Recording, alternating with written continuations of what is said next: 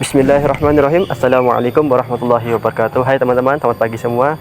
Bersama saya Malik, mahasiswa UIN Salatiga semester 5. Di sini saya akan membahas mengenai perjuangan dari Mbak Abdul Wahid, perjuangannya sebagai ulama di Salatiga, menyebarkan ajaran-ajarannya.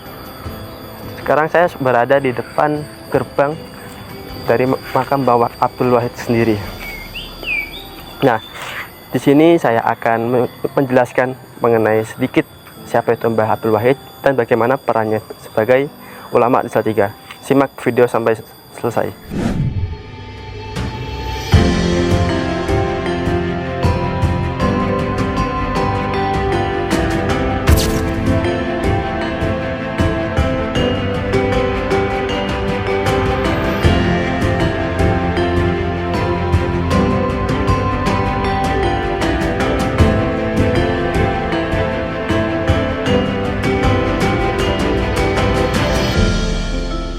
Kiai Haji Abdul Wahid atau sering dipanggil Mbah Wahid merupakan salah satu ulama dan pejuang yang tidak banyak diketahui orang-orang karena semasa hidup beliau merupakan seorang mata-mata yang diutus ke daerah Salatiga untuk mengawasi gerak-gerik Belanda. Menurut Mbah Marjan selaku juru makam Mbah Wahid, beliau mengatakan bahwa beliau utusan dari pasukan Pangeran Diponegoro yang saat itu diutus menjadi mata-mata untuk mengawasi gerak-gerik dari Belanda. Untuk lebih lanjut, simak penjelasan dari Mbah Marjan. Wahid adalah seseorang yang dikenal tapi belum sampai pada tahap internasional, tapi masih di kisaran lokal Salatiga dan sekitarnya. Mbah Wahid keberadaan di ini adalah direkrut oleh Kiai Mojo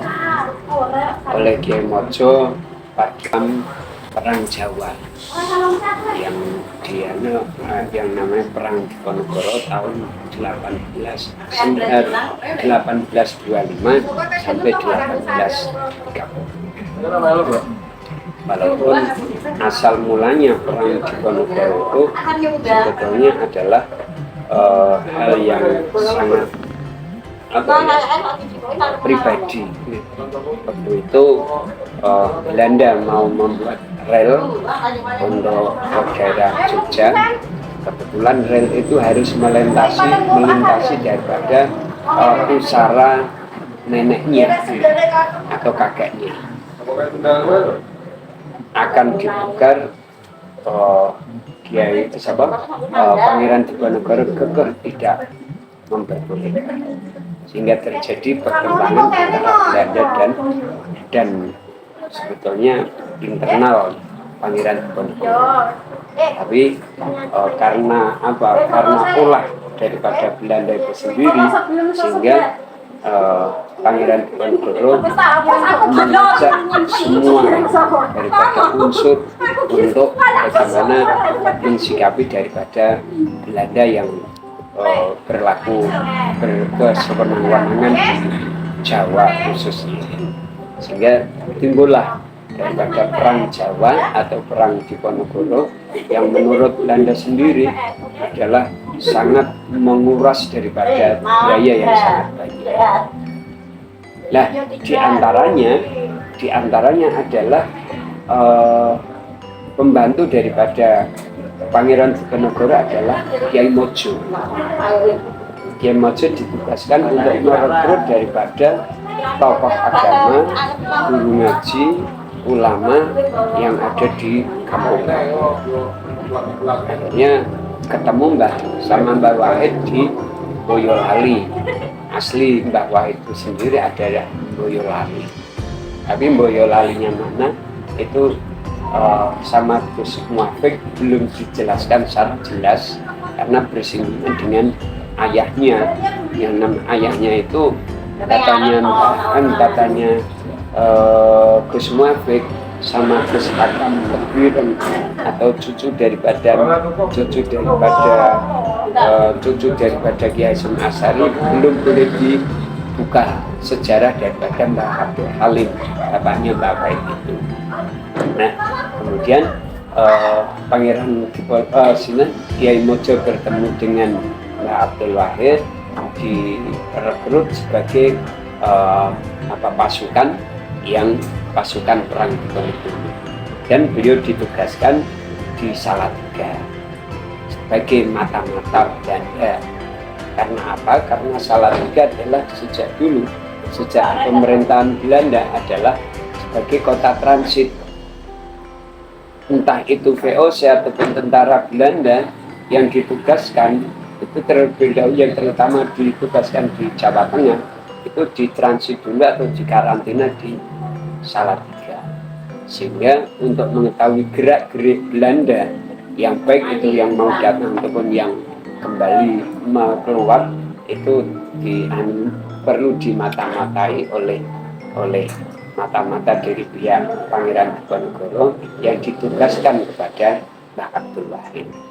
Sehingga Mbah Abdul Wahid sendiri ketika menerima tugas itu, beliau menyembunyikan jati dirinya dengan memakai nama samaran Kiai Maksud. Terus begitu, Mbah Wahid ini teman seperjuangannya yang ada di Salatiga, ada 4 sosok pejuang, 4 orang ini yang semasa dengan Mbah Wahid. Ada satu Mbah Johar Manik yang makamnya di Nagulan, kemudian Mbah Ronostiko yang makamnya di Melotongan, dan Mbah Damar Jati yang makamnya di Damar Jati Turusan itu. Kemudian Mbah Wahid ditugaskan ya dia, tapi letaknya di mana juga tidak diketahui karena makam-makam tadi.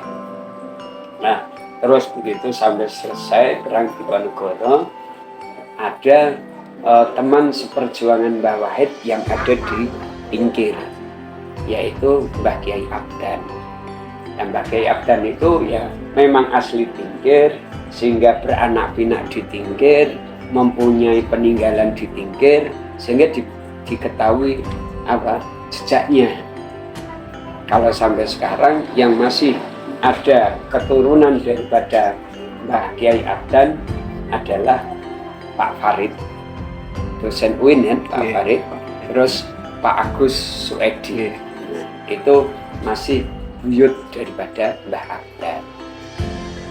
Itu kemudian beliau mempunyai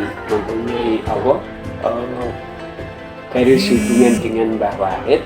Ketika selesai perang Diponegoro, Mbah Wahid sama Mbah Abdan tidak diperkenankan untuk pulang ke Boyolali, tapi beliau diminta untuk tetap di Tingkir untuk membantu Mbah Kiai Abdan mengurusi masjid. Ya, masjid yang didirikan oleh Mbah Abdan itu adalah masjid yang sekarang namanya Masjid Al-Fudola. Mbah Wahid bisa jadi ketika selesai perang Diponegoro diberi fasilitas rumah atau tempat tinggal di sekitaran Masjid Al-Fudola itu sampai Mbah Wahid sakit, meninggal, dan dimakamkan di pemakaman Mbah Wahid itu.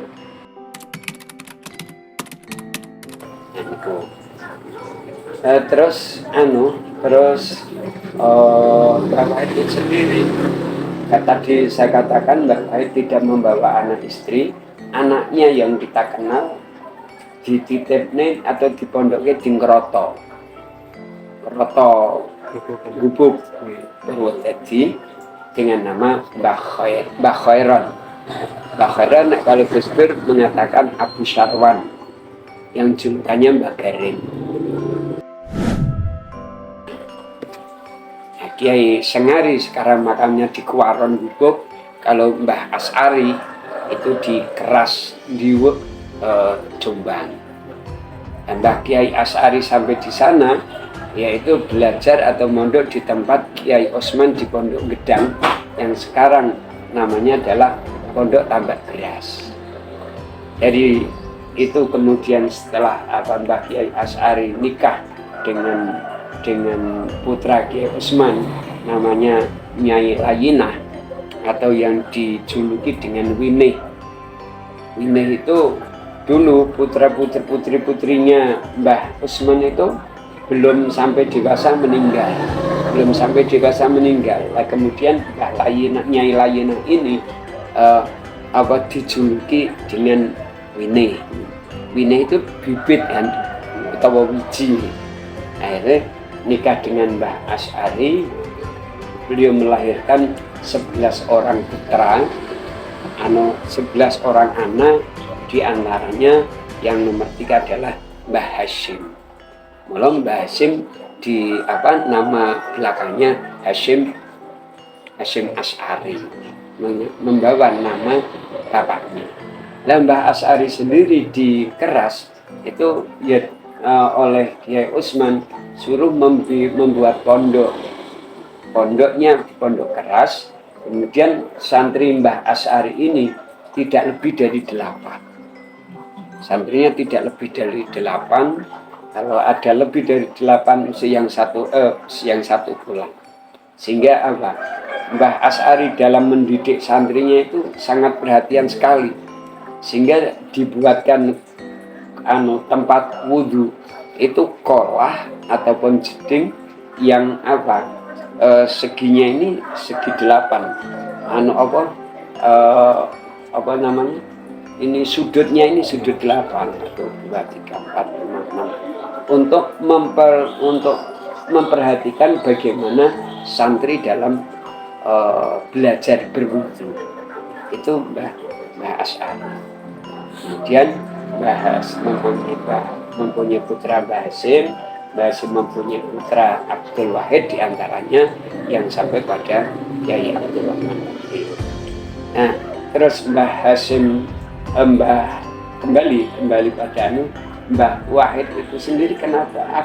Betul itu makamnya, betul makamnya Mbah Wahid itu yang mengatakan bahwa itu makamnya Mbah Wahid, Mbah Hasyim sendiri. Mbah Hasyim Asy'ari pernah ke Salatiga pada tahun 1928, ketika itu bersamaan dengan nikahnya santrinya Mbah Zubair Jailani. Mbah Zubair Jailani itu dinikahkan mendapatkan adiknya Ki Zainuddin Sosari. Nah, ketika Mbah Hasyim itu menikahkan daripada Mbah Zubair, beliau istilahnya ketika melewati sekarang exit tol Banjarwatu, beliau menunjuk kayak makami Mbahku. Makami Mbahku. Akhirnya terus setelah sepeninggal Mbah Hasyim, putranya yang itu Kiai Yusuf Hasyim sering waktu itu dulu belum terawat, masih semak belukar itu, sering ziarah ke Belanda. Kemudian teruskan setelah itu Gus Dur juga pernah tidak hanya pernah tapi sering kali ketika datang di Salatiga beliau menyampaikan, saya punya buyut atau punya leluhur yang ada di pinggir.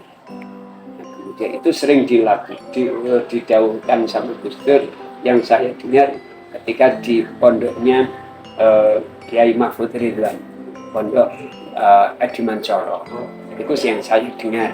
Lainnya ya ada yang ketika di kantor DPR Kabupaten Semarang. Tapi Gus Dur belum sempat datang ke waktu itu, belum sempat datang ziarah ke situ.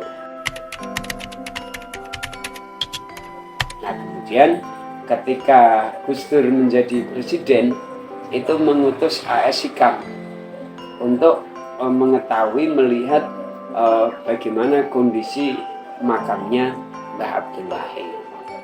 Terus A.S. Hikam datang ke sini, ditemui beberapa tokoh, menyampaikan bahwa saya ada misi dari Gus Dur untuk melihat bagaimana kondisi makam Mbah Abdul Wahid. Terus setelah pulang melaporkan memang makam Mbah Abdul Wahid ada di pinggir dan dirawat oleh masyarakat. Kemudian Gus Dur menyampaikan hadir ketika pencalonan presiden yang kedua. Setelah Gus Dur dilengsarkan, kan ada pemilihan lagi ya. Nah terus itu ketika Gus Dur nyalon lagi nggak lolos itu pas ada di sini. Nah, di sini juga banyak yang menemani Gus Dur, masyarakat di sini. Akhirnya semakin hari daripada makam Mbah Wahid semakin banyak berziarah. Kemudian dari pemerintah daerah ada gagasan untuk merenovasi daripada makam Mbah Wahid dengan anggaran yang ada, kemudian berkelanjutan sampai yang bisa sampai dilihat sekarang. Itu kisaran Mbah Abdul Wahid. Makam Mbah Abdul Wahid itu banyak didatangi peziarah, terutama mulai dari malam Jumat dan malam Minggu. Jadi malam Jumat, malam Sabtu, malam Minggu itu banyak yang cuma karena ada yang datang secara mandiri, artinya pokok itu maka apa? Pokok datang dan itu ada ndak ada apa izin atau apa enggak. Soalnya itu sowan Mbah Wahid kenapa harus dibatasi ya? Lo setiap saat siapa saja boleh Mbah Wahid itu open house 24 jam full gitu. Nah, terus ketika puncak acaranya itu setiap tanggal 20 Sya'ban. Tanggal 20 Sya'ban ataupun tanggal 20 Ruwah itu di sini ada tradisi nyadran. Kemudian sampaikan kesatannya pada Kiai Sodako, Mbah enten sedene Mbah Wahid niku bulan apa? Jadi beliau menjawab bulan Rajab. Bulan Rajab nek ngono wis dimetke wae karo tradisi nyadran, mula setiap kali 20 Sya'ban ada acara nyadran. Kemudian doa atau tahlil di makam. Kemudian kalau acara menyesuaikan dengan penceramah yang diundang. Ya, beberapa kali, diantaranya yang pertama setelah ini jadi itu saat ini jadi ada Gus Muafik, kemudian Gus Fahmi itu masih keturunan daripada Mbah Hasim di Jombang. Kemudian ada wingi Mbah Nawawi, Mbah Halwani, lah mungkin rencanane Mbah Solihun. Lah kita melakukan itu juga ada alasannya, latar belakang Mbah Wahid. Gus Fahmi itu masih keturunan Mbah Abdul Wahid, walaupun itu kakek kelima daripada Mbah Wahid. Bisa menyampaikan sekedar daripada biografi beliau. Kemudian Gus Muafik ahli sejarah. Kemudian Mbah Halwani kita rawuhkan kemarin, ada korelasinya tentang perjuangan Mbah Wahid ketika di perang di Ponorogo. Dan nanti Mbah Kiai Solihun entah mungkin soal kondisi kesehatannya juga belum memungkinkan. Itu rencana tanggal 14 Sya'ban di puncak acara nih, tanggal 14 Sya'ban, malamnya nisfu Sya'ban.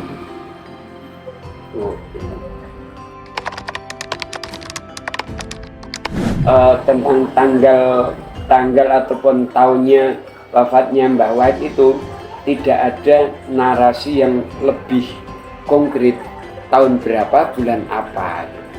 Sehingga di situ nggak ada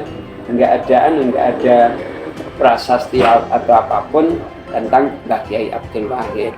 Cuma bisa kita telusuri bahwa itu lahir pada tahun sekitar 1785